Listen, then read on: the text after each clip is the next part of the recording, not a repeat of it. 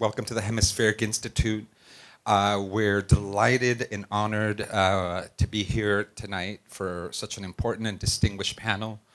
On behalf of the Institute's director, Ana Dopico, who is unfortunately unable to be here with us today, as well as the staff of the Hemispheric Institute, welcome, bienvenidos, and also we would like to give thanks to Jordana and to Espacio de Culturas for thinking of us when putting this event together, particularly because it brings into the house longtime collaborators and friends and former students, now professors and former colleagues. So it's a true joy to be in this space. Welcome again. And now I will hand the event off to my colleague, Jill Lane.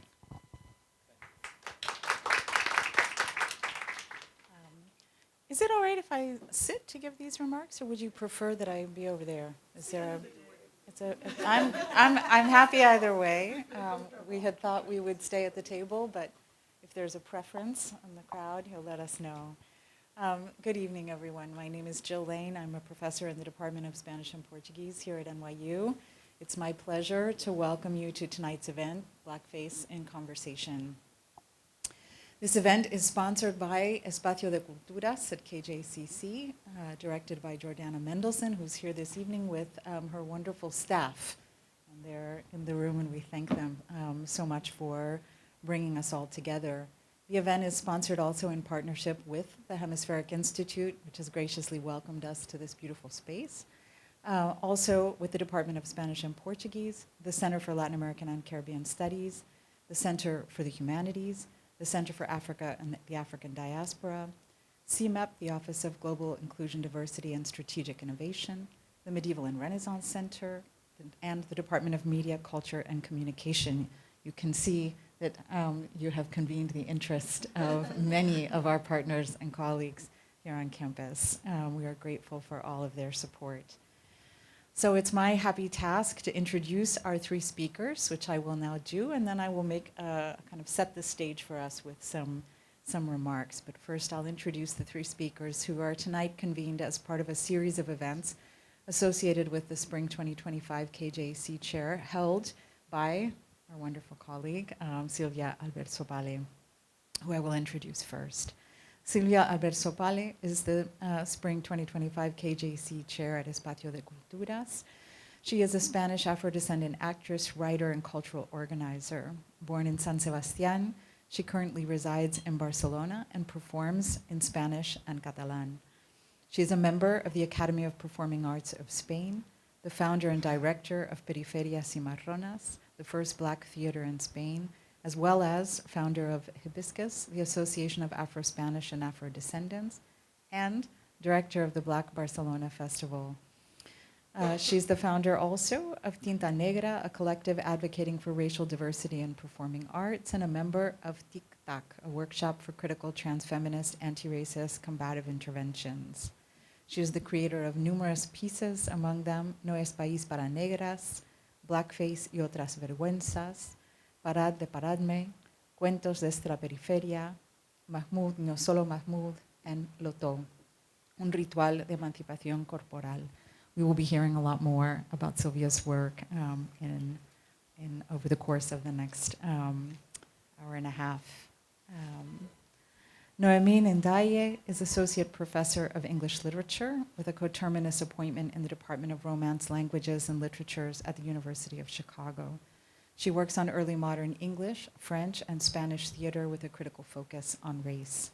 She's the author of the multi-award-winning Scripts of Blackness, Early Modern Performance Culture and the Making of Race from 2022, and the co-editor with Leah Markey of Seeing Race Before Race, Visual Culture and the Racial Matrix in the Pre-Modern World from 2023. She's published articles in Shakespeare Quarterly, Renaissance Quarterly, Renaissance Drama, Early Theater, English Literary Renaissance, Literature Compass, Théâtre, and in various edited collections. She's currently completing a book, tentatively entitled Whiteness Between Us, Early Modern Playbooks of Racial Triangulation. Danielle Roper, sitting in the middle, is assistant professor in the Department of Romance, Languages, and Literatures at the University of Chicago. She holds a PhD in Spanish and Portuguese and an MA in Performance Studies from New York University. Welcome back. Her work on racial and queer performance, feminist activism, and racial formation in contemporary Latin America and the Caribbean has appeared in GLQ, Latin American Research Review, and Small Acts. Her first book, Hemispheric Blackface, Impersonation, and Nationalist Fictions in the Americas, was written with the support of the Neubauer Family Assistant Fellowship and is forthcoming with Duke University Press literally any day.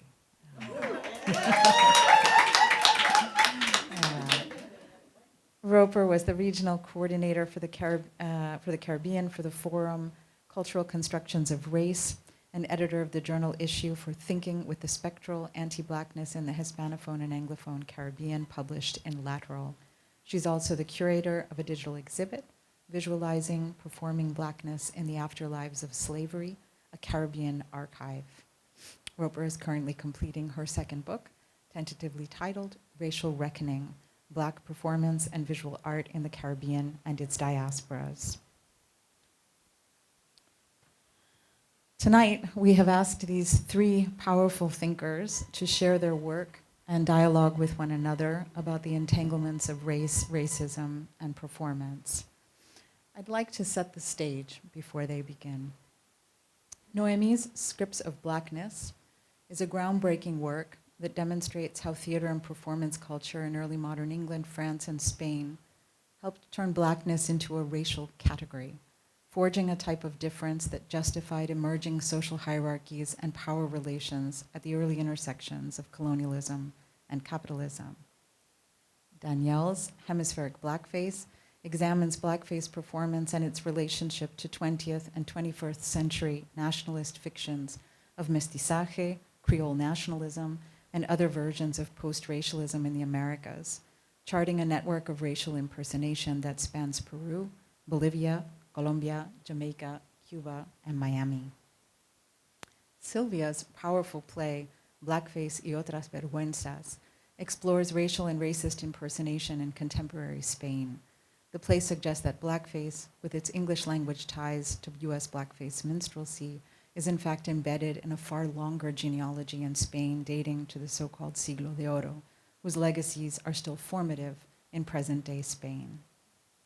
Together, and in the space of just a few short years, these three thinkers have exponentially advanced our critical engagement with the troubled worlds that blackface makes and unmakes.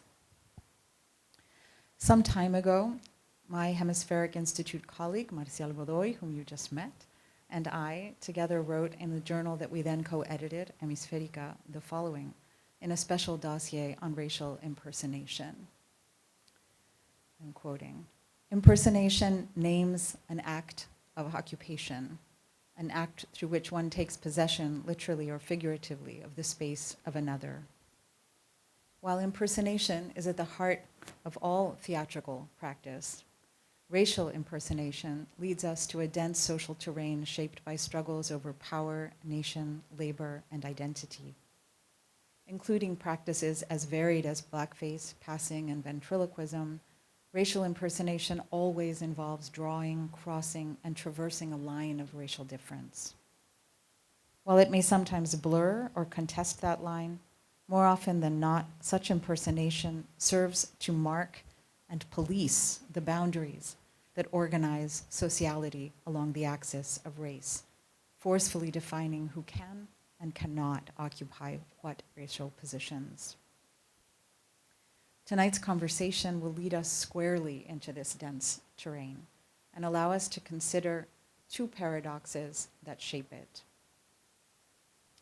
The first paradox is this: the immense mobility of practices of blackface across the globe, alongside the perceived or actual untranslatability of the language we use to describe it, beginning with the English language word blackface itself. And a second paradox: the evidence, on the one hand, that blackface is an epiphenomenon of colonial and post-colonial societies originally structured in relation to the institutions of slavery, and on the other, equal evidence that blackface has been most often deployed to articulate distinctly national identities. I shouldn't say most often deployed, has been more recently deployed over the course of history to articulate distinctly national identities. In both the United States and in Cuba in the 19th century, for example, Blackface was energetically deployed to articulate the particularity of its largely white audience's social positioning.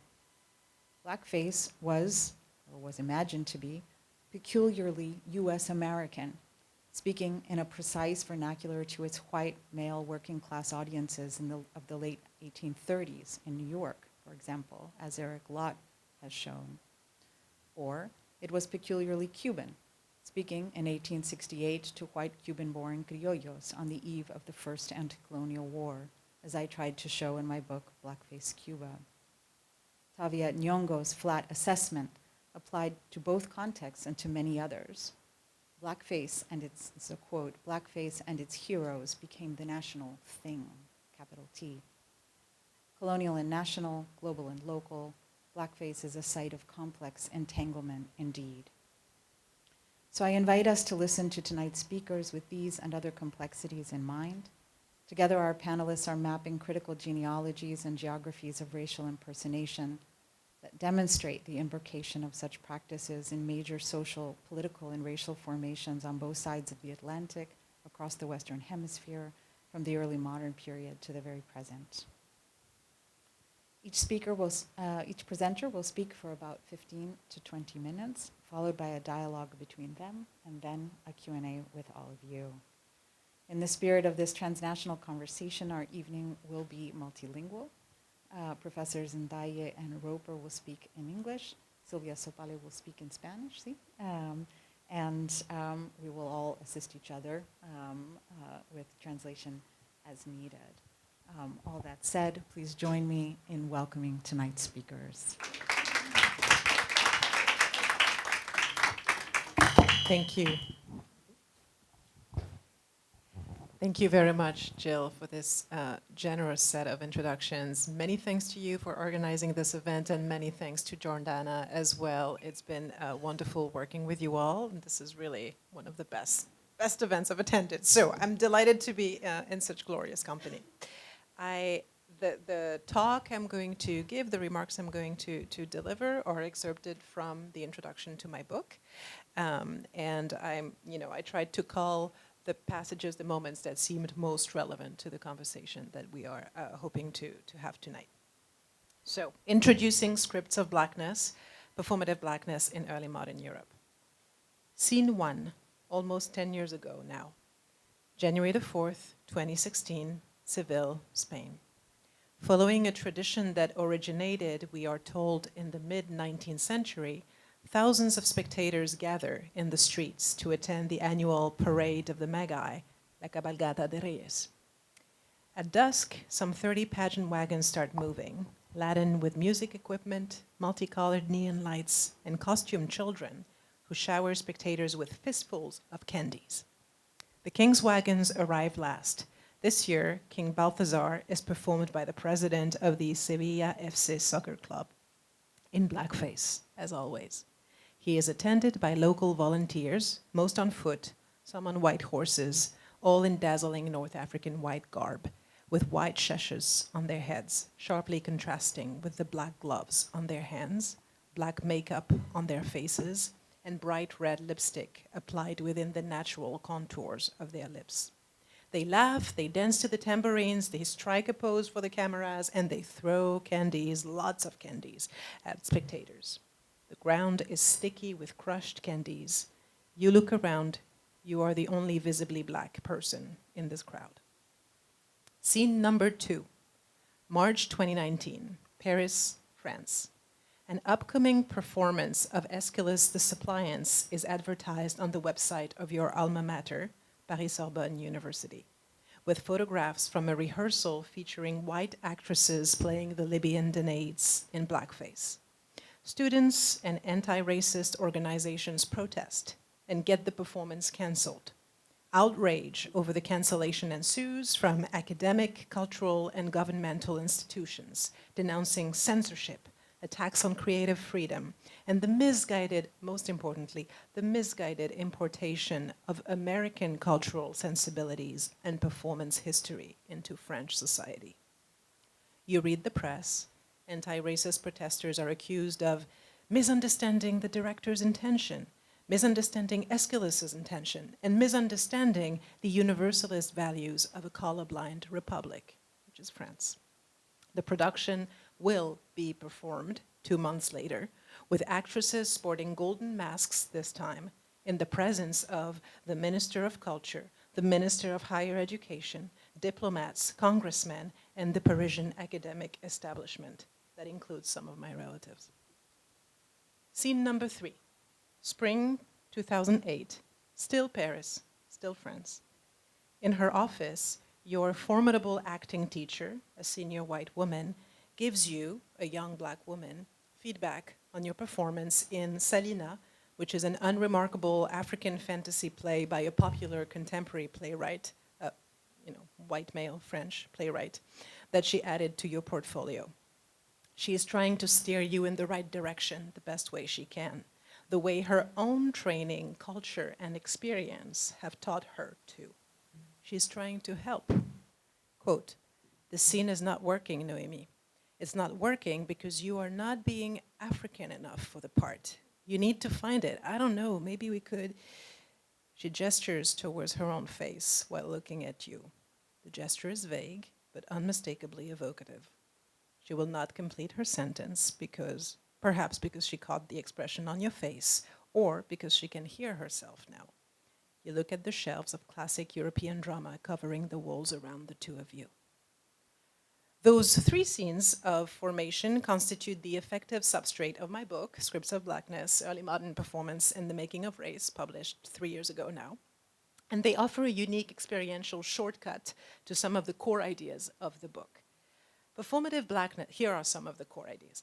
Performative blackness, a type of racial impersonation that brings into being and fashions what it claims to mimic, haunts the memory of the Western theater industry far beyond the confines of the Anglo-American world to which its study has so often been limited, but no longer.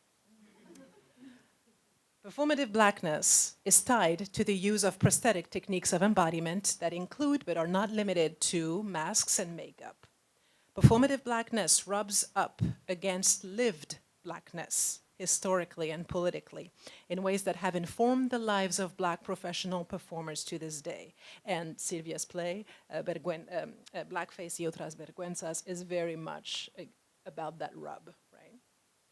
Many European countries suffer from forms of cultural amnesia that either erase performative blackness from their history altogether, as is the case in France. We don't do blackface. We never did blackface. We don't even have a word for it. Or erase the early modern roots of performative blackness, making it appear more recent than it is, as is the case in Spain, where you were told that it starts in the 19th century, when actually it started 3 centuries earlier. Performative blackness holds bodies politic together. It is a conduit for communities to tell the fictions that they need to hear about themselves in conflict and in celebration alike. And I guess this might be, how we get to the nation, right? The national. Those 3 scenes of formation drive my commitment to understand the appeal that participation in the economy of performative blackness has held across space and time since its inception. In this book, I ask, what did performative blackness do for early modern Europeans who lived in the 16th and 17th centuries? I explore the invention of performative blackness in Renaissance Europe with the hope that uncovering the ideological operations of that racial technology in early modernity might yield insights for the present, a hope that the broken, recursive, and lacunar history separating our moment and early modernity, but also linking them, might generate theoretical traction. In the book, I consider the material practices of racial impersonation that were in use in early modern Western Europe, France, England, Spain. It existed in other countries, in Italy, in the Netherlands, but those are the 3 countries that I'm equipped to study. I reconstruct and I study 3 specific techniques of impersonation: black up, cosmetic blackness, black speak, which is acoustic blackness, what black characters sounded like on stage, and black dances, kinetic blackness, what black characters moved like on stage. The technical names that I use to refer in English, because the book is written in English, to those three techniques are necessarily anachronistic, because they had no set names in early modern England, or at least archives do not yield those names. While I discuss in detail the multilingual terminologies of impersonation that were available to the early moderns in each chapter of the book, I avoid the term blackface, not for fear of anachronism, that is not my concern, but because 19th century minstrelsy, which coined the term blackface, synthesized the cosmetic, the acoustic, and the kinetic, right? The term, as a result, is too blunt of an instrument for the kind of analysis of performative blackness that I intend to do, which is attentive to the ideological work that the acoustic and the kinetic regimes can do in particular, and that they can do differently from the visual. So that's why I don't use the term. I reconstruct those three regimes, the visual, the acoustic, the kinetic, in order to map out the poetics of those techniques. And I track metaphorical strains regularly associated with those regimes in performance. Those metaphorical strains, which are the titular scripts of Blackness of the book, were not just ornamental.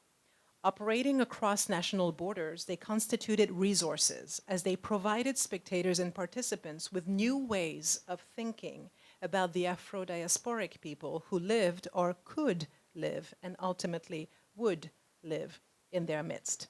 And they conceptually brought Blackness into being as a racial category, organizing power relations in enslaving contexts. Those metaphorical scripts were very often gendered and hinged on notions of demonization, exclusion, exploitation, animalization, commodification, sexualization, consensual enslavement, misogynoir, infantilization, and evocative associations at times with other racialized minorities. And I kind of pulled that thread, which led to the second book project. All early modern European nations whose colonial aspirations involved Afro-diasporic populations found in performative Blackness a most useful instrument. By putting into conversation expensive early modern English, French, and Spanish archives that are seldom discussed and never discussed in relation to one another, in this book I attempted to grasp the stories that Europeans told themselves through performative Blackness and the effect of those stories on early modern Afro-diasporic subjects. This attempt proceeds from first-person knowledge that the history of early modern performative Blackness is ongoing. As Sylvie Chalais, she's a French theater historian, one of the very few French theater historians who actually cares about blackface. As she puts it, quote, "It is as if racialized actors and actresses today had to become the perennial African ambassador, that comedic figure of French Baroque theater inherited from court masquerades," unquote. And the project also proceeds from a hope that historical consciousness might foster a greater awareness of the scripts permeating the multimedia terrain of performative Blackness in our own moment. It is my contention that early modern performance culture did not passively reflect the intercolonial emergence of Blackness as a racial category, but actively fostered it. Analyzing 16th and 17th century performative Blackness within an intercolonial framework, I take up Africanist and performance scholar Catherine Cole's invitation to rethink our perception of blackface, not as a quintessentially American form, but as a quintessentially colonial form. Cole brings to light the meanings that blackface minstrelsy took on as it spread through colonial empires in the 19th century, and I propose to extend her insight further. I argue that all early modern European nations with strong colonial aspirations deployed, worked with, and worked through performative Blackness. The intercolonial space of the book is a global space, The performances that I study all took place in metropolitan Europe, and that's, you know, a limitation that makes me very excited about reading your work, Danielle. But those metropolitan performances are informed by a core periphery dynamics of the fantasized, coalescing, thriving, or delicescent colonial empires that spanned the early modern globe. By choosing that globally inflected metropolitan space to explore the racial politics of performative blackness, I seek to bridge the growing divide, in early modern studies at least, between race scholars who center blackness and race scholars who advocate for a global ambit sensitive to different racial articulations, often resenting what they perceive as American imperialism at work in the field. In Scripts of Blackness, I center blackness in a global framework, and I explore the racialization of blackness as interconnected with other paradigms and tropes within the racial matrix. As a tool, Scripts of Blackness help account for what Ayanna Thompson powerfully identified a long time ago as the contradictory construction of race as simultaneously essential and performative on stage. Quote, this is Ayanna Thompson writing. I am arguing that early modern performance created race in a contradictory fashion, precisely because it was an act. Race ends up being constructed in the contradictory terms of discursivity and corporeality. It is a performance, a discourse, but a performance in which the body is privileged. The audience's gaze upon the racialized characters' bodies licenses the materiality of those bodies, but the performance, white actors in costume and makeup, simultaneously deconstructs that materiality, unquote. Scripts of Blackness help us understand the illogic or the contradictory effect of racial impersonation on stage. The artificiality of cosmetic, acoustic, and kinetic blackness was never lost on spectators, right? They never forgot that they were looking at white actors. But the scripts that their flexible hermeneutic configuration produced found their way to spectators and acquired through repetition the solid sense of obviousness that makes for essential constructions of race. Thus, I see Scripts of Blackness as contributing to the integration of blackness into the racial matrix, more than resisting that integration. And in that sense, I depart from a scholarly tradition that tends to construe the material practices of the stage as a site enabling resistance to the dominant strands of ideology articulated in dramatic playtexts. I'm curious to hear we'll be in conversation about this question of resistance.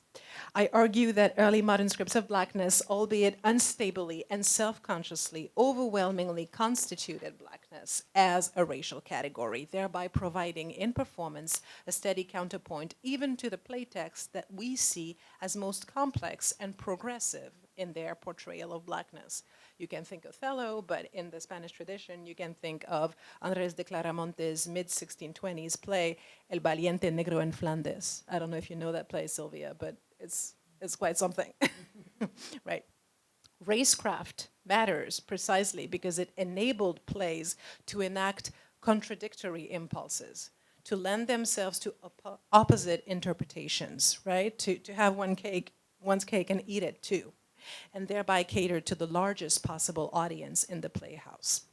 And I'm eager to talk about audience and audience dynamics around your work, Silvia, when the time comes.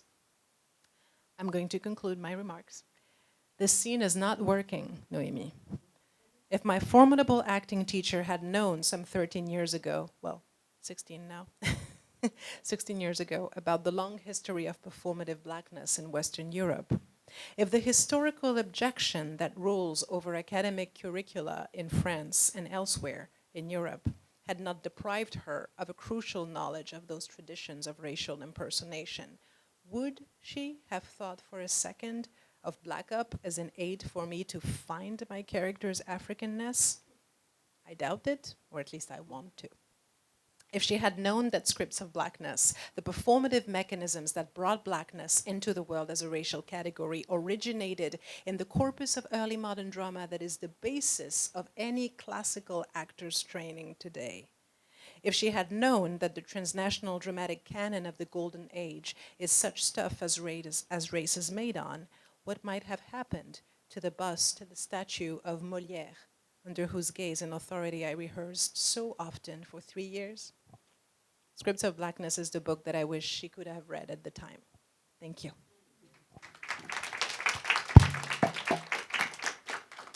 Thank you so much to Jill for the introduction, and I'm so happy to be home. It's nice to be back and to see so many familiar faces and to actually be in the space. I remember writing my chapter 1 of my dissertation, and as I wrote, I ended up the chapter, and the chapter ended with the term hemispheric blackface. It's crazy that now it's actually the title of the book. The book is dropping, and it actually was written here, like in the room in the back when I was finishing up. So it's cool. Anyway, so this is an excerpt of the introduction of the book. In 2018, Teatro Trail in South Florida released a promotional video of the Spanish language comedy Tres Viudas en un Crucero, Three Widows on a Cruise, about 3 older women in Hialeah who plan to go on a cruise and then recount their stories upon their return. One of the white Cuban actresses, Martha Velasco, appears in blackface. People were outraged. The video clip that circulated on NBC News showed her standing in this wide open stance, beating her chest and saying that she was going to bailar, tomar y gozar como tres gorilas, dance, eat, drink, 3 girls. And she's wearing like a wig and bright red lipstick, the works. Some members of the audience laughed. The backlash was swift. Afro-Latino activist groups in Miami lobbied for the removal of the blackface character. Initially, the directors and many sympathizers defended the portrayal, insisting that there is no racism in Cuba and that blackface is part of Cuba's teatro bufo tradition, a national theater genre for which blackface was a central feature. Like many black people in Miami critiquing the play's use of blackface, Brenda Medina, an Afro-Dominican journalist for El Nuevo Herald who first reported on the story, was accused of being ignorant of the specificities of Cuba's cultural tradition, sound familiar? And of projecting her own racial trauma onto a celebrated national practice. However, one Afro-Cuban, Nerida Rodriguez, a 66-year-old who grew up in Cuba, insisted, and I quote, "It's not that we are offended now, we were always offended. White Cubans, they tell you there was no racism. In Cuba, there was and there is racism in Cuba."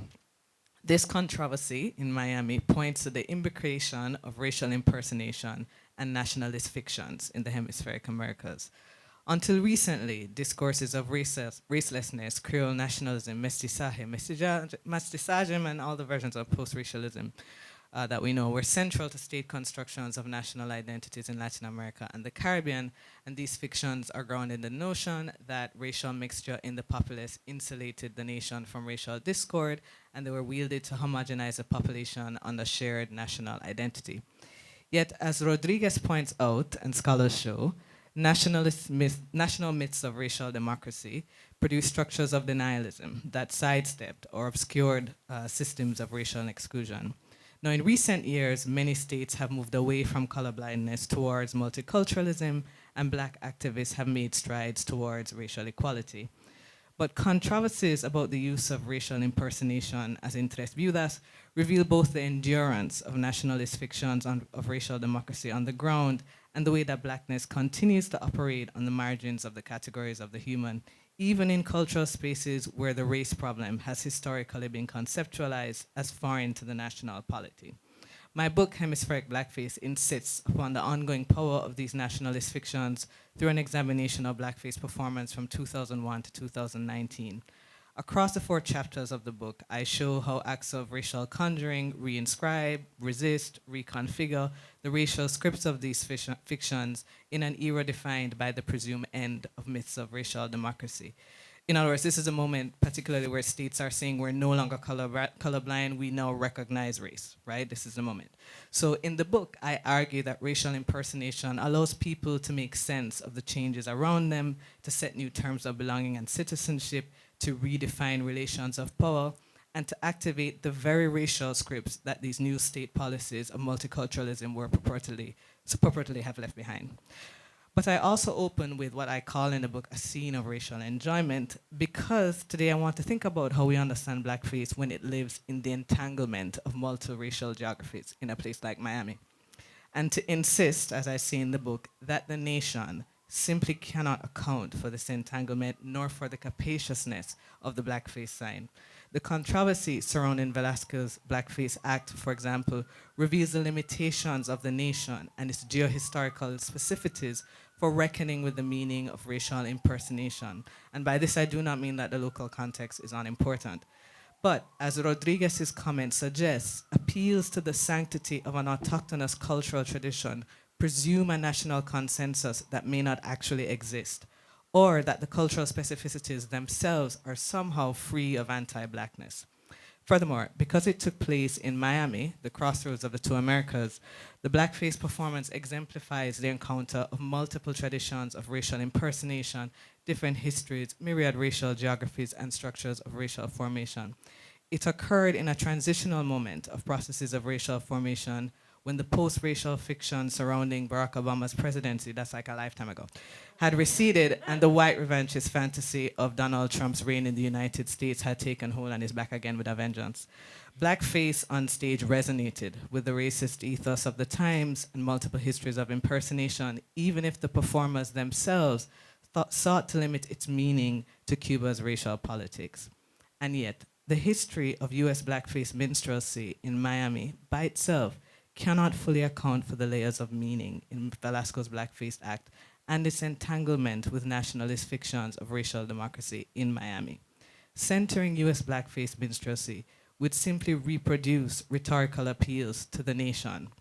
Thrust before a hemispheric audience composed primarily of immigrants from Latin America and the Caribbean, the figuration of blackness on stage multiplied in meaning, surpassing cultural and national differences.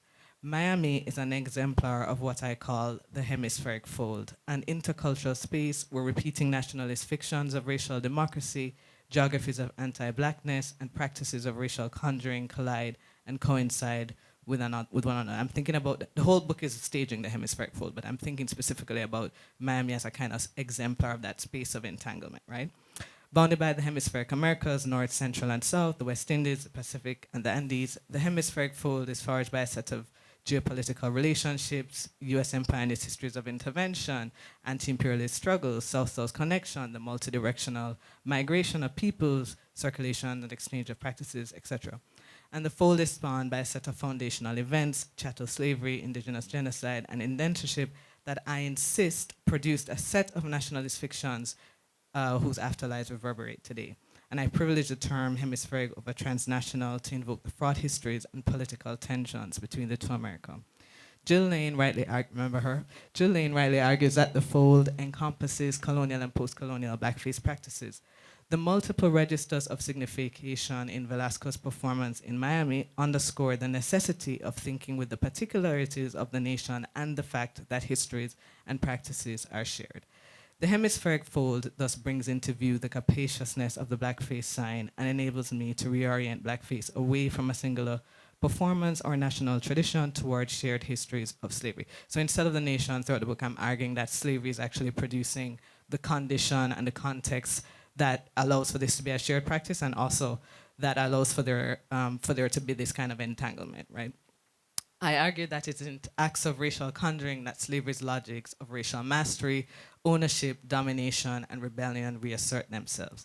So while scholars in Black studies have focused on how legacies of slavery are enacted through the precarity of Black life, I attempt to glean how such legacies reverberate through acts of racial play.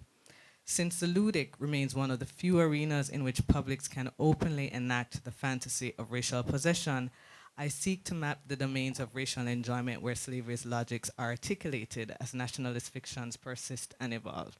So instead of reading blackface as good or bad or liberatory or oppressive, my book is conceptually organized to attend to the different domains of racial enjoyment, subjection, resistance, ambiguity, and abject pleasures. Let me just preface this by saying that I'm really talking about the fact that half of my book is about Black people using blackface, so I'm not saying that it's not as simple as, oh yeah, it's not racist. Like, there's more going on here, and it's about how Black people use blackface. Anyway, I traverse multiple scenes of racial enjoyment in the book. I look at Carnival in Peru, and blackface on TV in Miami, a visual art exhibit in Colombia, Black popular theater. The heterogeneity of these scenes enables me to trace how slavery's logics are imprinted across cultural practice in high and low art, the quotidian and the spectacular, the formal and the informal, the embodied and the discursive, and the private and the public. The blackface objects of each chapter show how slavery's logics permeate the material, the performative, the theatrical, and the visual. Analyzed together, they illustrate that slavery's logics are not limited to a singular domain. Rather, they remain an ever-present feature of all forms of racial enjoyment today. So the heterogeneity of the objects and the multivalent nature of the scenes of racial enjoyment in my book asked for us to rethink what blackface looks like today, because blackface does not look like what it was in the past, where people segregated audiences, etc. Right? So, blackface, as I talk about in the book, is a spectrum of aesthetic practices coming across the material, the visual, the performative, etc. People typically associate blackface with the US blackface minstrel theater tradition, which in its infancy in the 1830s and 1840s involved white male actors who painted their faces black, gave stump speeches, and imitated the singing and dancing of enslaved Africans. But scholars have shown that long before the US blackface minstrel tradition emerged, hello Noémie, blacking up and imitating black vernacular forms were already a feature of performance traditions across the globe. Practices of impersonating blackness were widespread across early modern Europe and the Americas. Transnational in nature, blackface mediated colonial relationships between empire and colonies across Anglo-Atlantic and the Iberian world, as well as genealogies of black performances across the African diaspora. Performance theorist Catherine Cole rightly insists that we view blackface as a colonial sign, that Noémie already talked about, that shows how that has never been limited to the Anglo-American world, has long been crucial to the articulation and configuration of power in the formation of Western modernity, and has shaped how we come to understand the national in the first place. Despite its hegemonic position in blackface studies, US blackface minstrelsy is only one tradition among a set of global practices. So the book, therefore, decenters US blackface minstrelsy and thinks across national silos to show that blackface is a set of multivalent and varied practices across all cultural forms and is not confined to a single historical period, tradition, nation, or geographical space. Each chapter shows the multiplicity of instantiations of blackface, its many valences, its power in negotiating the midst of racial democracy, and their afterlives in the hemispheric fold. I analyze heterogeneous forms of blackface to show their ubiquity across the Americas, and I suggest that their meanings may or may not bear any relationship to US blackface minstrelsy. The popularity of Negrito figures from Teatro Bufo and local blackface performance troupes along Rio de la Plata in the 19th century, blackface characters on TV and radio like Diplo, played by Ramon Rivero in Puerto Rico, and the famous comic book character Mimi Pinguin from the 1940s onwards, demonstrates that blackface has been crucial to the articulation of national identity, the development of mass media, technological modernization, and representations of race across Latin America and the Caribbean. So while blackface performance traditions that included stock figures and segregated theater audiences are mostly gone, blackface has not disappeared. Instead, it merely evolved to keep up with the changing sensibilities of the time. So each chapter shows this multiplicity. Although the word blackface in the book is a space of tension, and in the book I allow some artists don't use that term, and I will just say that the artist doesn't use a term and leave it as a space of tension, but I deploy it because scholarly understandings of blackface as a colonial sign have rendered it capacious enough to include aesthetic forms from outside the US blackface minstrel tradition. In the contemporary moment, blackface acts are promiscuous in their engagement with historical conventions, especially in the Americas. Sometimes, unbeknownst to the performer, a single blackface performance may riff on a heterogeneity of tropes of blackness that are not limited to a singular geographical space. Since historically, the movement of blackface tropes in the hemispheric Americas has always been multidirectional, I presume the reality of fusion and contact as a precondition of blackface forms in the hemispheric fold. Velasco's blackface act in Tres Viudas in Miami is a testament to the ways an individual performance in the Americas may signify on multiple traditions and be totally legible to different audiences. So instead of the nation, I suggest that slavery is a condition that produces the vocabulary of racial distortion, the fantasy of racial possession, and the condition that enables the entanglements of blackface forms across national spaces. Hemispheric blackface is thus a prismatic field of signification in which one tradition of impersonation can be read through another, and in which performers can signify on the figurations of blackness circulating in the webs of exchange in the hemispheric fold. Thank you.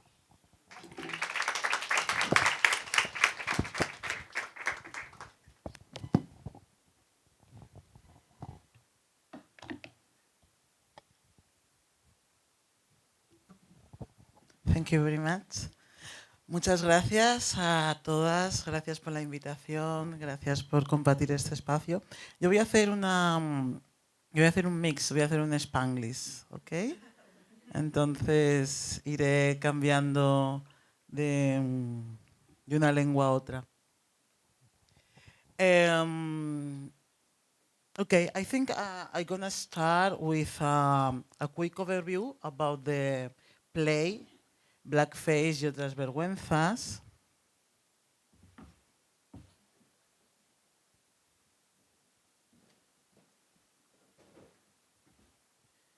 Okay, Blackface y otras vergüenzas is a theater piece created in several states.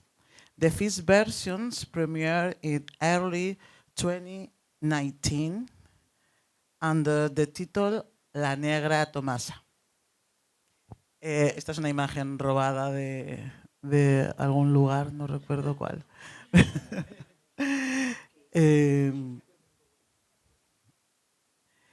It was a fictional one-woman show inspired by the blackface performed by Victor Diaz.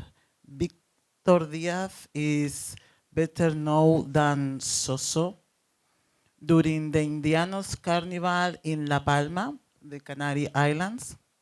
The character of La Negra Tomasa comes from Cuba, from a Cuba song from 1937, written by Guillermo Rodríguez Fifé and made popular by artists like Compañ Segundo, Buenavista Social Club, and Caifanes.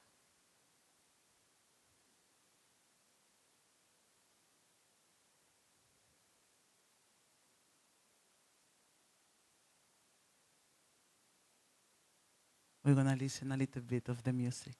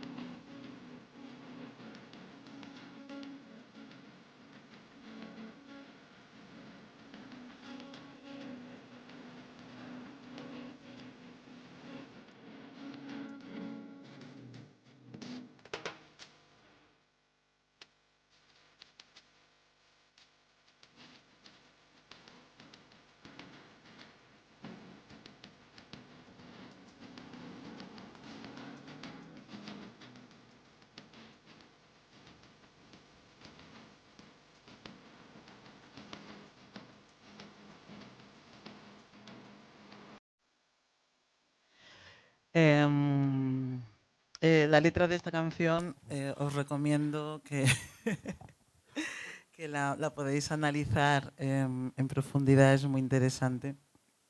Pero bueno, no me pierdan. The play, La Negra Tomasa, gives Tomasa the possibility to bring identity and dignity by imagining her life on the island as a Cuban migrant woman working as domestic worker in Soso's home. She tells various episodes of her life in the first person. In September 2019, the second version premiered Blackface y otras vergüenzas, now as a documentary theater piece.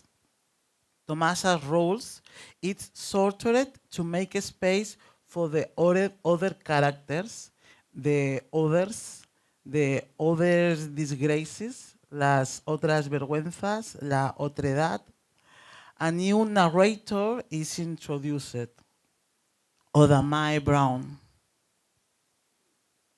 Odamai Brown, a character inspired by Whoopi Goldberg, yeah?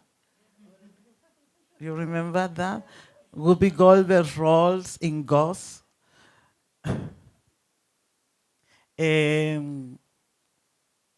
Yo tenía una compañía que se llamaba No Somos Whoopi Goldberg, porque en España siempre nos comparan con Whoopi Goldberg. Y por eso la introduje también en la obra. The narrators, the body of the narrators become an archive of memories. All the actions in the play take place in the Odamai's house. Like the character in Ghost, she's a spiritual medium who speaks with the dead but has no control over them. In this version, Tomasa is a spirit.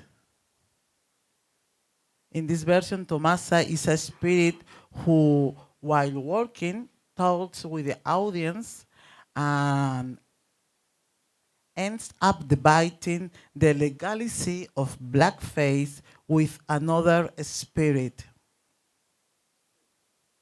The spirit of blackface de la negra Tomasa, who appears through a painting allí en la esquina. Ese cuadro toma vida. Other spirits also appears en la obra.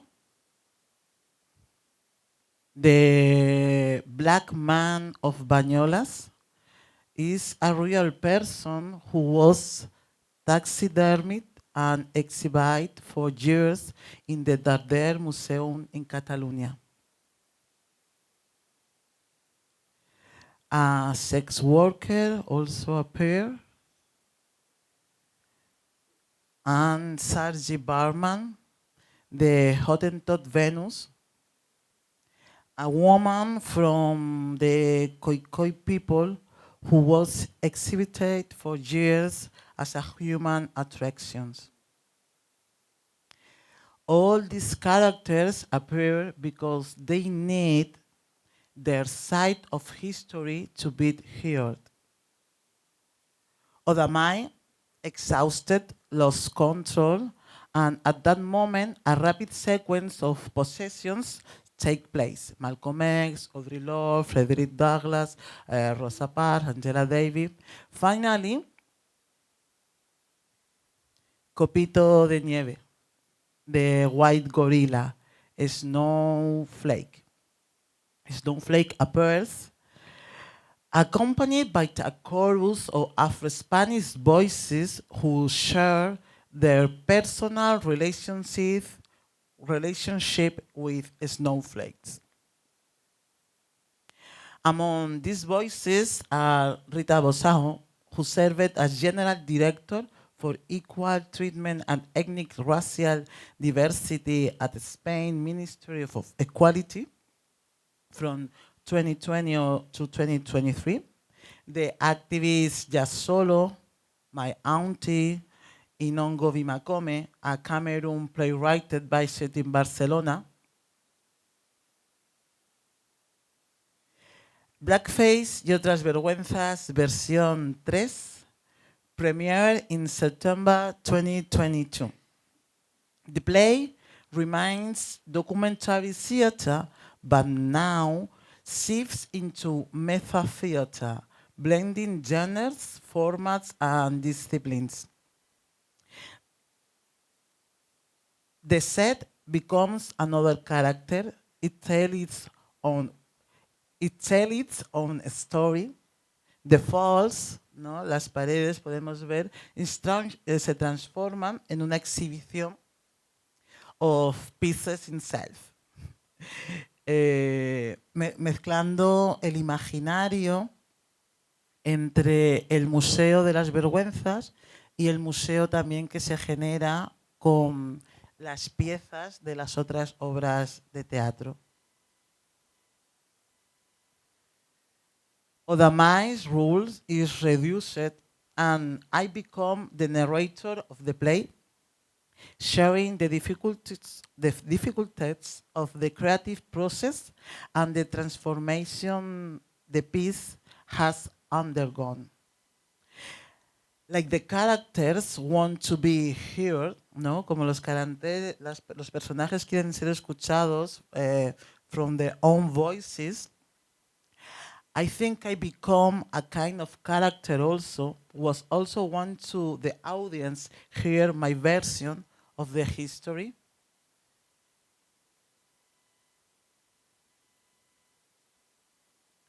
Returning characters include Tomasa. Tomasa continúa en su conversación con Soso. Odamae Brown, Sargi Barman, the Black Man of Bañolas. The sex worker partially disappears and merges with La Moreneta, the patron saint of Catalunya, la patrona de Catalunya. We close with a reference to the human Zeus that once existed in Barcelona and was again and once again. Sorry. Copito de nieve, siempre copito de nieve. This piece is my response to a Spanish tradition of performing blackface. As I mentioned earlier, Victor Díaz Soso has been performing the blackface character of La Negra Tomasa for over 30 years during the Indianos Carnival in La Palma. Victor Díaz, now 84 years old, has received official recognition from the local council, which even helps ensure the characters can appear in every year parade.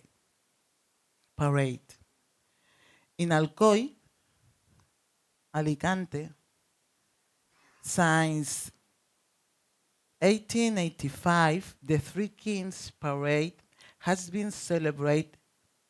In this event, there is a mass blackface. Hundreds of people paint their faces black to portray royal pates and hand out gifts to the crown.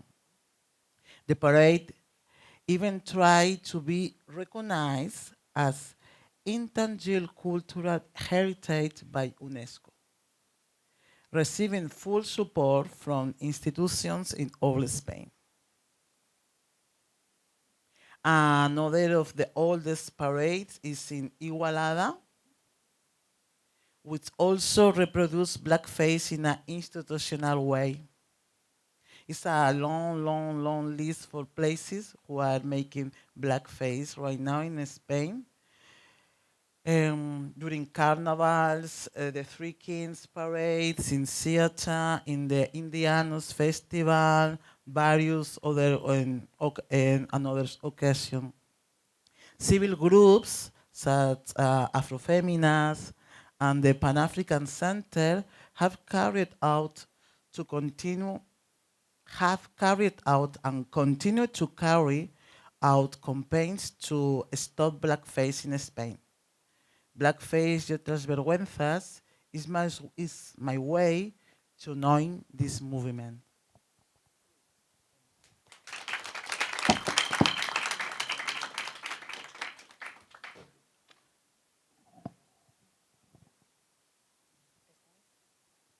We're going to see a clip from Blackface y otras vergüenzas to continue the conversation.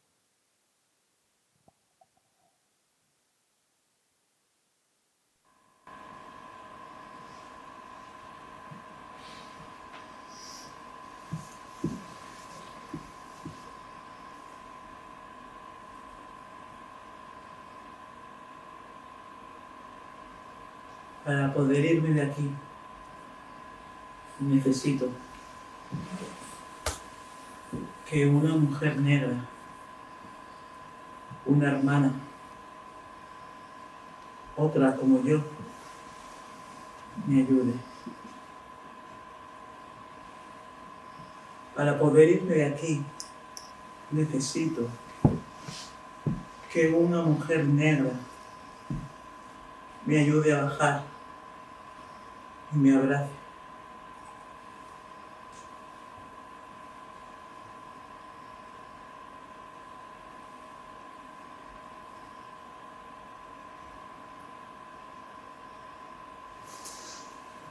¿Hay alguna mujer negra en la sala que me pueda ayudar?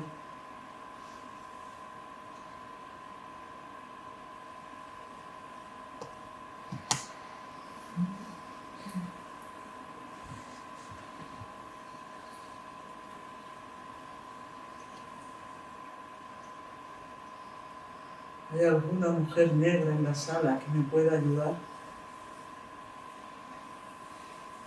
Sí.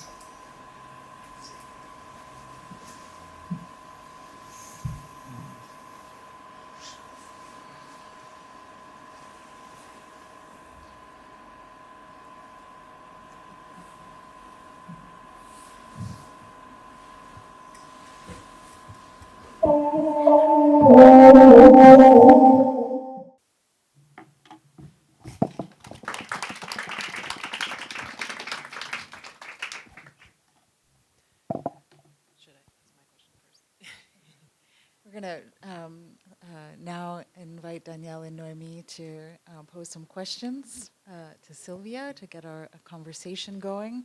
And afterwards, we'll open the floor for discussion.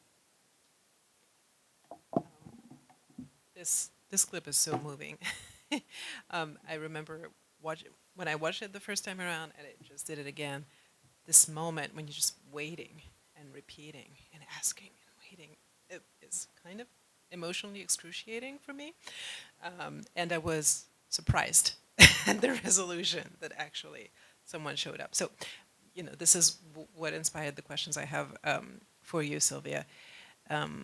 This is the end of the segment when Sarah G. Bartman is, telling her story, and she needs a black sister to help her escape. And this is a theme that recurs earlier on at the very beginning of the play. There's this segment when you are recounting how when you performed in front of an audience of Western African women, they were here for you. When you dropped your props, they were helping you. Las hermanas me cuidan, right? And this is something, the black feminism is obviously important to you and important to this performance. So anyway, my question, the first one is, was it the case every night that there was a black woman in the audience, or were there nights when there were no black women in the audience and it was just an all-white audience? And what did you do? Did you actually get down the play? What did you do? Second, in general, I'd like to hear you talk about the whiteness of your audience. Obviously, on the recording, we cannot see all the spectators, but it seemed to me that most of the spectators we could see in Barcelona were white. And so what do you do with that? How do you work with the whiteness of your audience? And in particular, I'm thinking about this moment, this segment at the beginning, when you are La Negra Tomasa, right? And you are so charming, so warm, affable, you're giving coffee to her, you're performing emotional labor to make your white audience feel good and safe. And then at the end of the segment, you're here with machetes, and you're ready to get at them, right? So there's a wide spectrum, range of ways in which you're relating to your audience's whiteness, and I'd love to hear you talk about that. Thank you very much. Ahora es cuando yo contesto en castellano. ¿Todo el mundo entiende castellano? ¿No? ¿Sí? Bueno, vamos haciendo así una traducción. Así. ¿Sí? Ok. Ay, pues gracias por esa pregunta. Realmente la escena también para mí es como muy, muy, muy emocionante, y ahora que la veía, y esa escena ocurre lo mismo, es muy emocionante cuando la represento en el teatro, haya quien haya. Sí que es verdad que es algo que le llega a todo el mundo.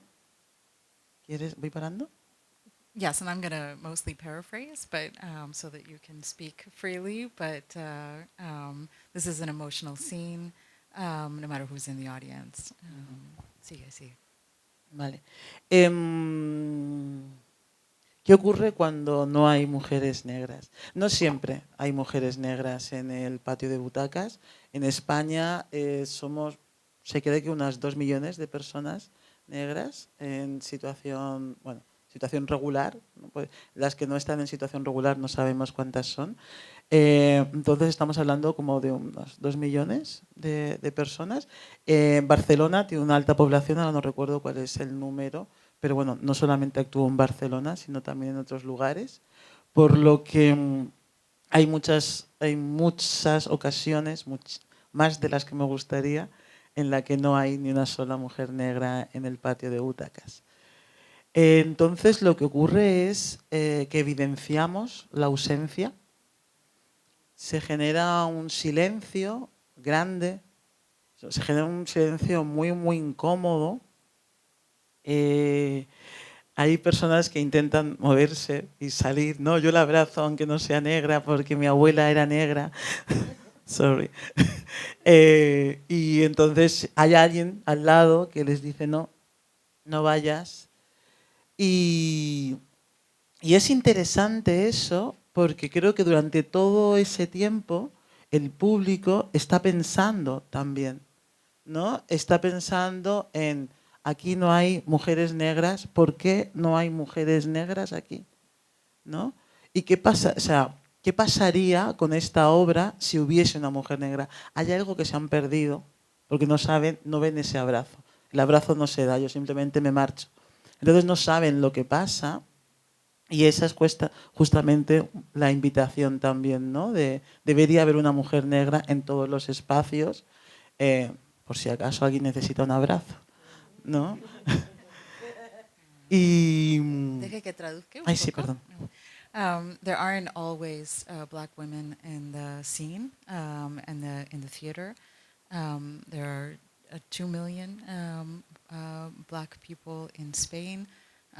This piece is performed in a variety of locales outside of Barcelona, smaller towns. So there are many nights where there wasn't someone to respond, and therefore, in those instances, we lean into the silence, lean into the lack of presence. The whole time, the public throughout that moment would be thinking, would have a moment to reflect on the fact that there are no black women in the room. Why are there no black women in the room? Perhaps there should be black women in the room. They're also aware that because there are no black women in the room, they're not going to find out what would have happened in the play if there had been, right? So they're going to lose something by virtue of there not being a black woman in the room, and leading them to think that indeed there should be. Y ya para concluir esto sería que a veces, o sea, que la tensión que se ha generado en esa escena, el abrazo, porque es la acumulación de todo lo que va contando Saoirse Barman, de su rabia contenida, ¿no? Al final de la escena, en el abrazo, se libera esa rabia, hay algo que se sana, ¿no? Algo que se aligera. Al no darse el abrazo, el público se queda con eso también. Se queda con esa... No ha podido, ¿no?, hacer la transición, no ha podido transitar esa emoción, y hay algo que se queda dentro de las personas durante mucho tiempo, y es curioso porque al terminar la función hay personas que me esperan y quieren darme el abrazo. So to conclude on this, this embrace comes at the end of the section on Sarah Bartman, and there's a lot of tension at that moment. And when there is an embrace, there's a kind of liberation, a moment of healing, a release of that tension or a lightening of this weight. And when there isn't an embrace, that's left unresolved, right? And in fact, there are people, so much so that when the piece is over, there are members of the public that come at the end of the show wanting to give her the embrace that they couldn't during the piece.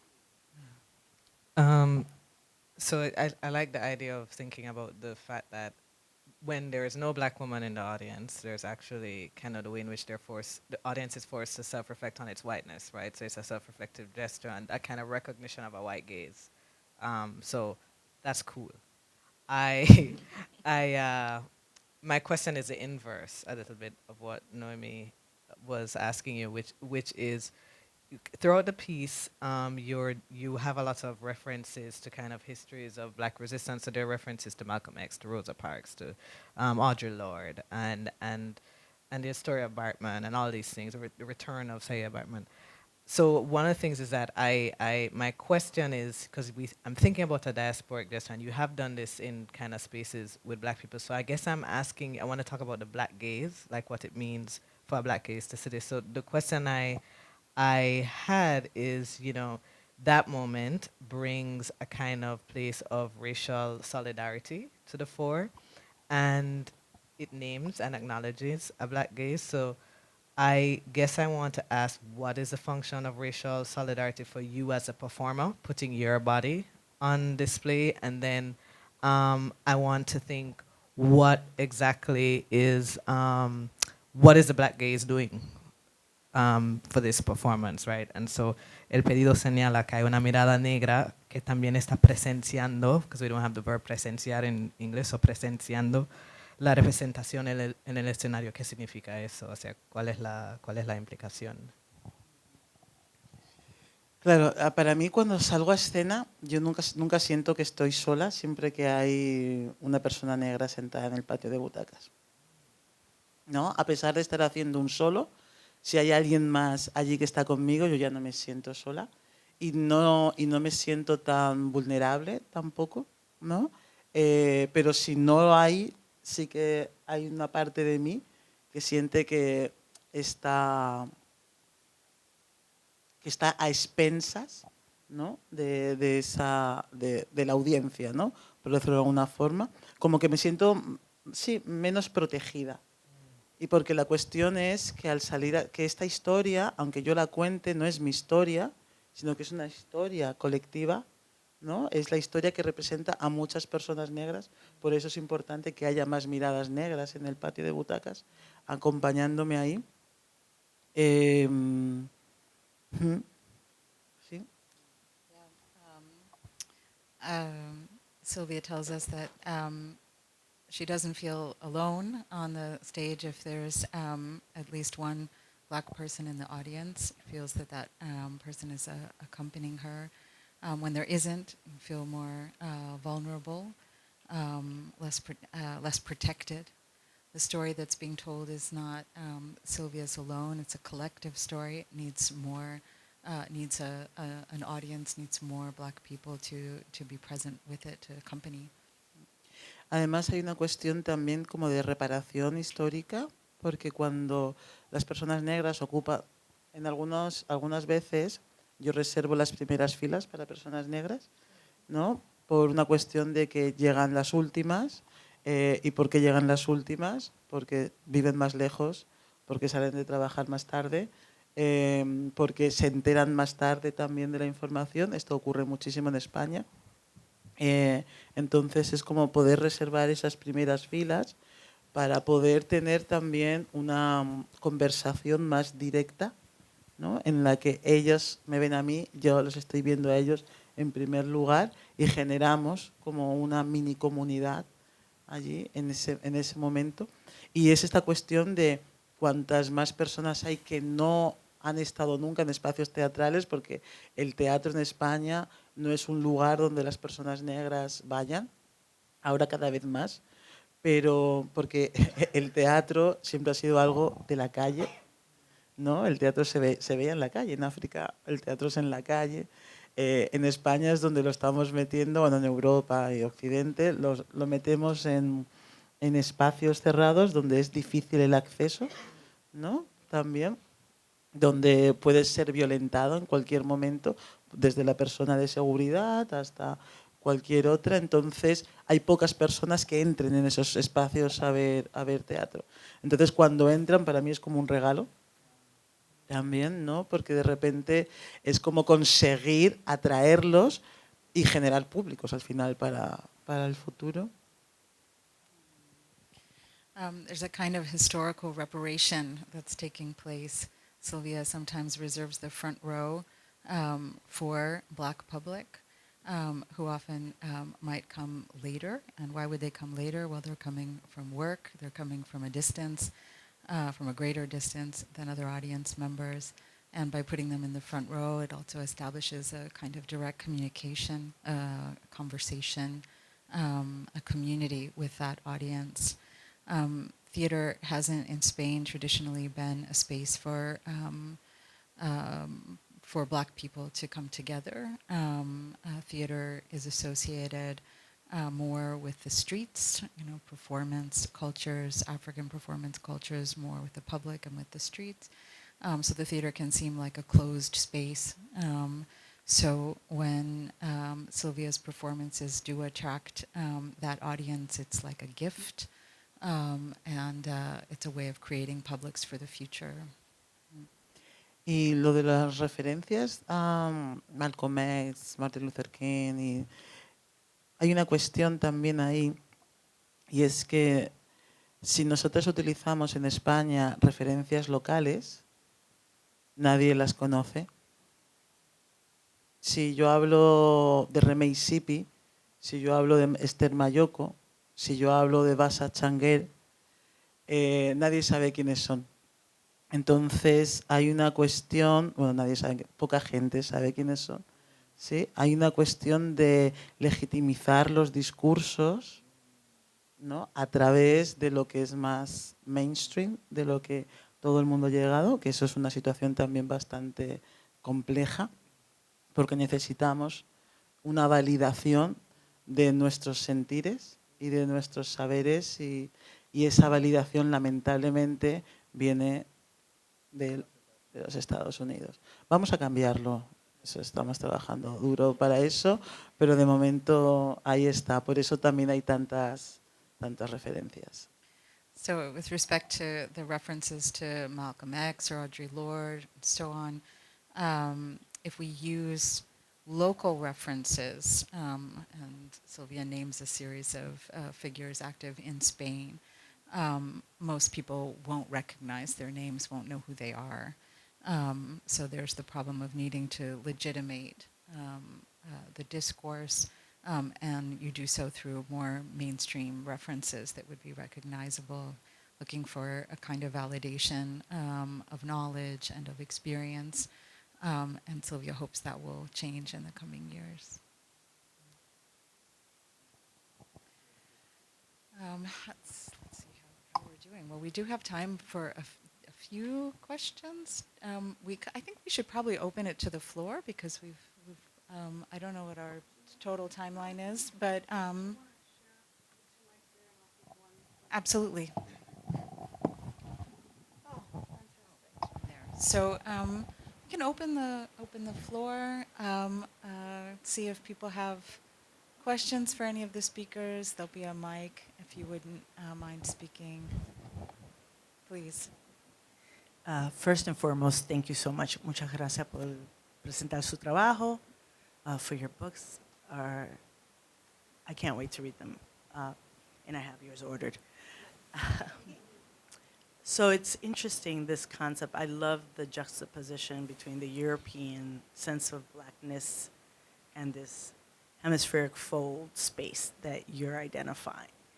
And in the last question around waiting for a Black body and an audience member stepping in and saying, oh, well, my grandmother was Black. It's very striking for someone from the Caribbean, such as myself. I'm Dominican, right?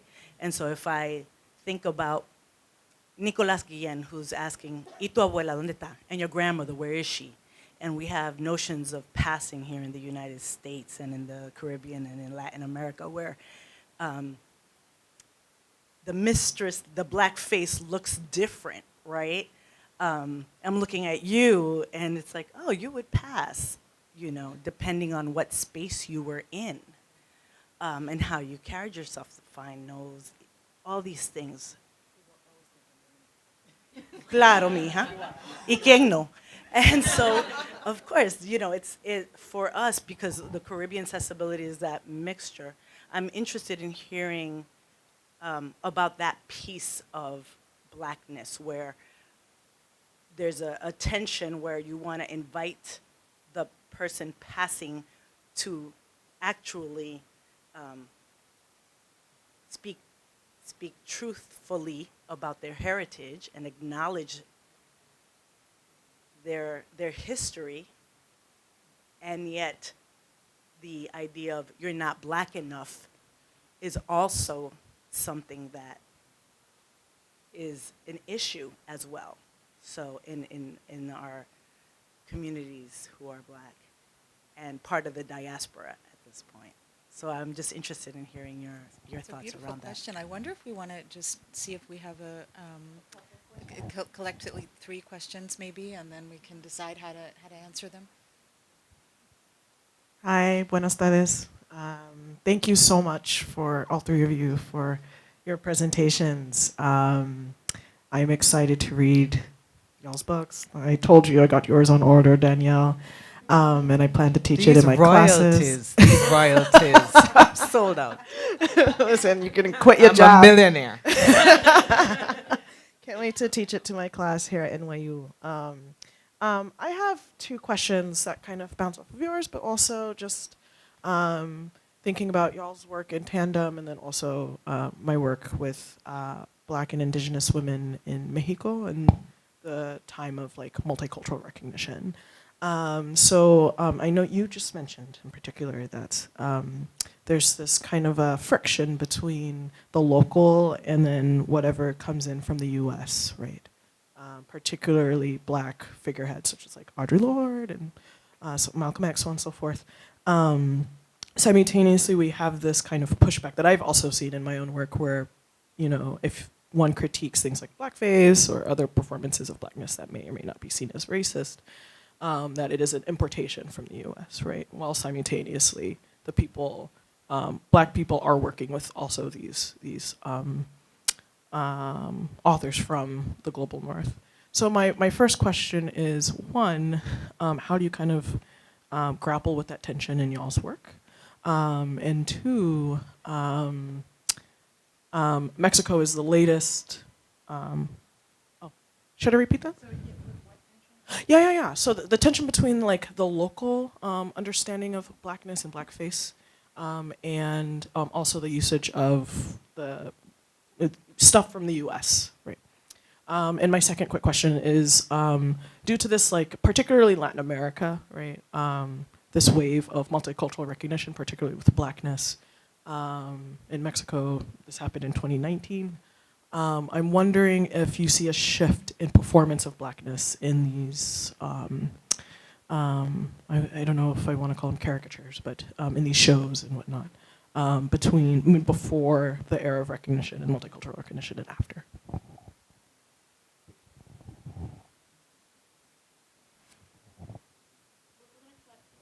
Okay. And then we'll bring the conversation back to the front.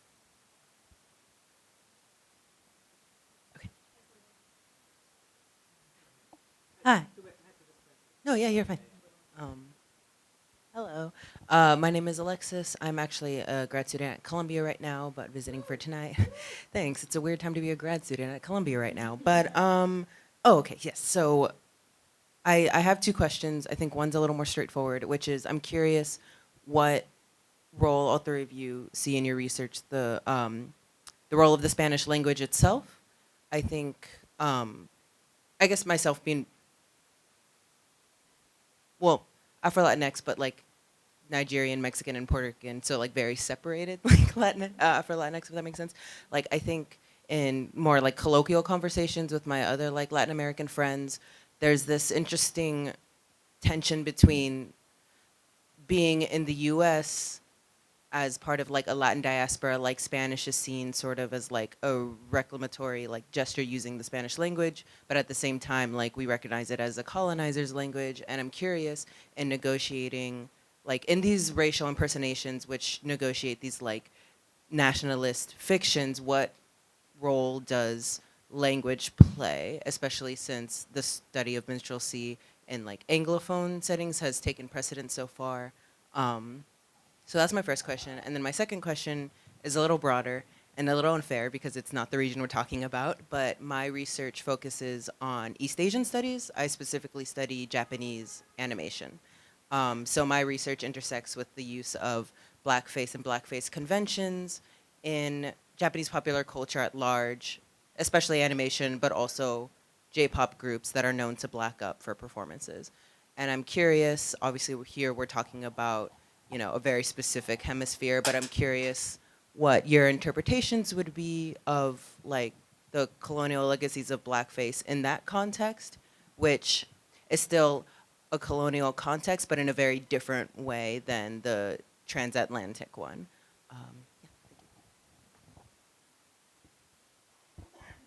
Oh, thank you. Yo tengo una pregunta para Silvia. Muchas gracias. Thank you very much for sharing your work with us. I was unable to make your performance here in New York City in person, but also thank you very much for sharing the video of the performance. And I wanted to ask you, quería preguntarte que nos hablaras sobre tu experiencia en el teatro español contemporáneo. Y hago esta pregunta, and I know you had a conversation with Professor Coleman, with Jeffrey, whose work I know and whose book I've read. And it's just always shocking to remember that in the corpus of 30 plays of Spanish theater that he read that had a black character, all of them died. And so that's why he calls the book necropolitical theater. So the presence of black bodies on the contemporary Spanish stage, in Jeffrey's reading, that's how I learned about this, you know, esta otra vergüenza, right? Entonces te quería preguntar, dado ese contexto de el teatro contemporáneo en España y la presencia negra de actores, personas en el escenario negra, ¿cuál ha sido tu experiencia? Porque tu trabajo no es sobre la muerte, ¿no? Es sobre la vida de alguna forma. Entonces, si nos pudieras contar un poco tu trayectoria en esos escenarios y en ese contexto que parece brutal, según lo que nos cuenta Jeffrey Coleman, ¿no? Un poco del teatro español. Yes. I'm asking her to speak of her journey in Spanish theater as a maker of theater in contemporary Spain, in a context where she was in dialogue with a colleague who teaches at Northwestern, who has a book called Necropolitical Theater, and it's a book about blackness in contemporary Spanish theater, in which, in the 30 plays that he reads that have a black character, they all die. So he calls it necropolitical theater. So the presence of black bodies on the Spanish stage means death, right? And so that's how this plays out. So in this lovely context, I am asking Silvia if she can talk to us about her experience navigating this world of the stage in contemporary Spain.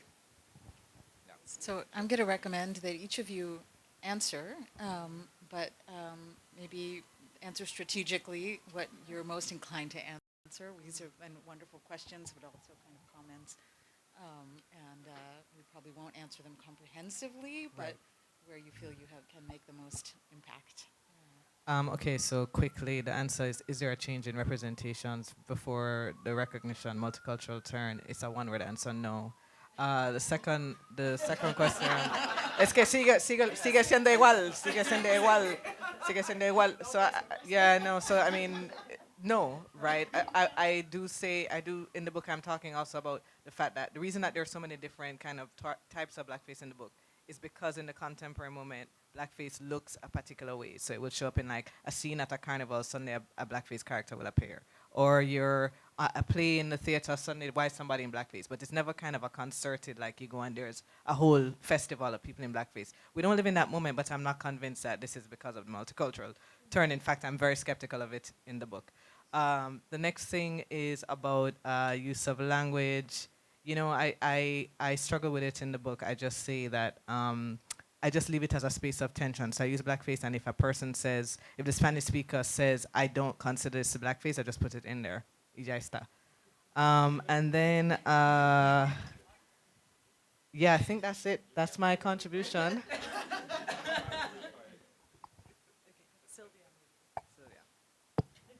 Yo voy a contestar la última. Ok, no, ya está. Porque lleva mi nombre. Pero bueno, voy a intentar ser breve porque podemos tomar muchos cafés y te cuento en torno a esto. No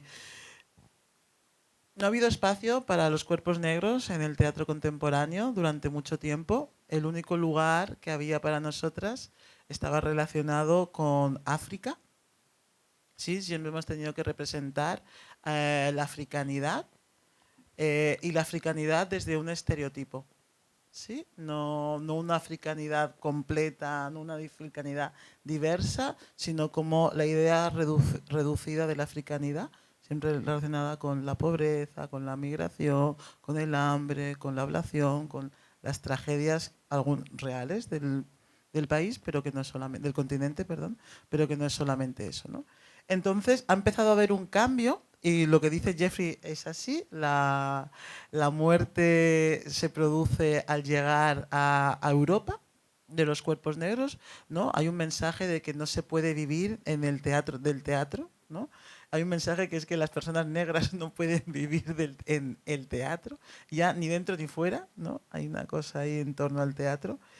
Pero ha habido un cambio gracias a todo el activismo, gracias a toda la lucha que está haciendo muchísima gente en todo el país, de denuncias, de visibilización, gracias a acuerdos con muchas feministas blancas, hay que reconocerlas también. Están cambiando las cosas y hay una presencia cada vez mayor de personas negras en el teatro.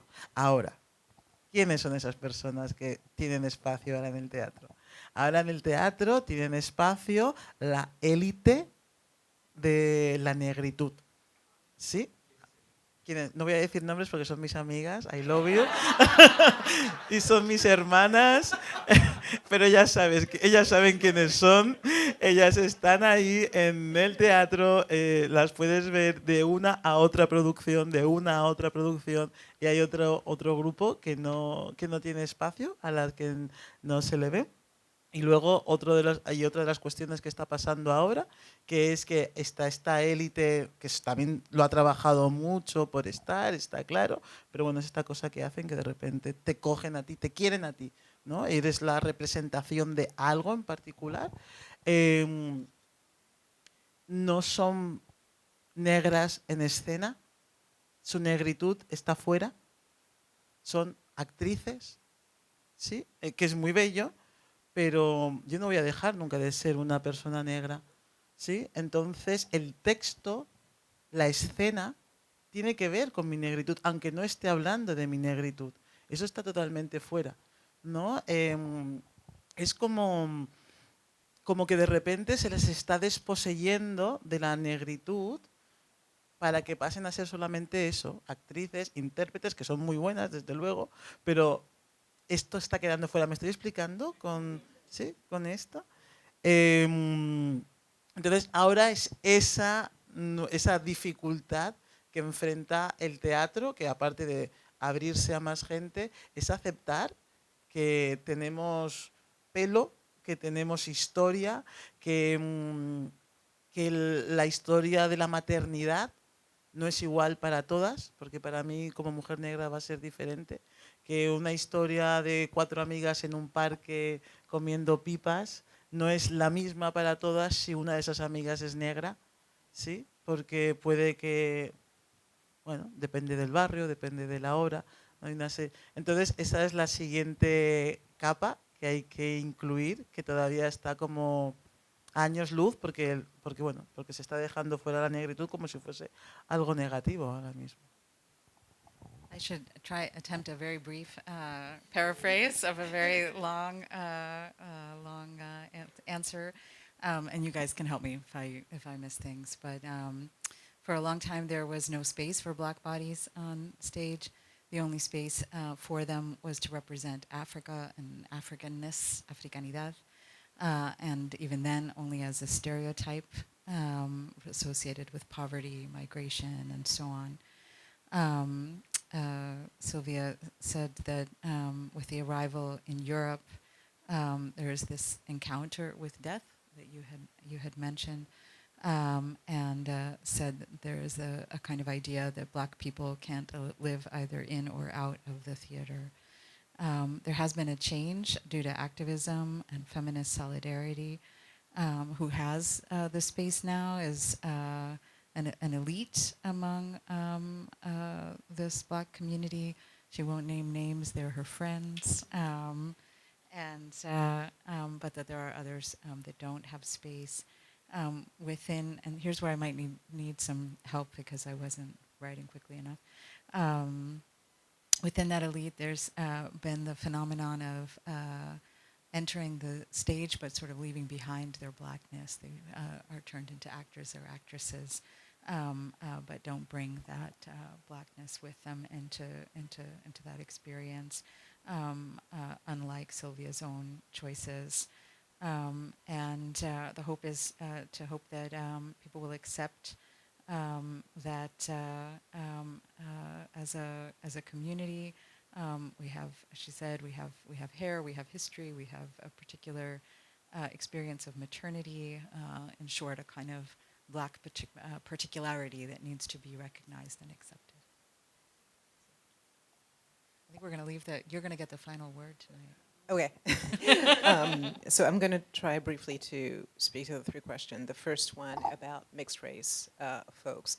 I do think that in the little scene that I gave you at the beginning, this experience of me being in grad school and having to, deal with this situation, the fact that I am mixed was part of the problem, quote unquote, for my instructor, because there are no mixed race people in drama, in traditional French classical drama, right? There are no set parts for people who look like me. There are only solid Black part, if you will, right? Or white characters. There is a stereotype attached to mixed race people who are, and mixed race women in particular in France, but that exists in film, not on stage.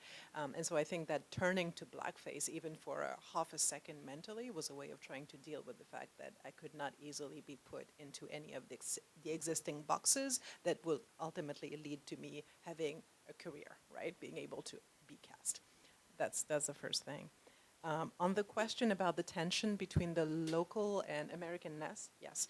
All I'm going to say is that, in France, the fact that blackface is so associated with the hegemony of the US is used as an excuse to not think about the local tradition of French blackface, right? So I'm kind of pushing against that, and the way I see it, going transnational is not, does not elide differences between different local traditions as much as it is a way of forcing people who are reluctant to think about local histories that are easily forgotten.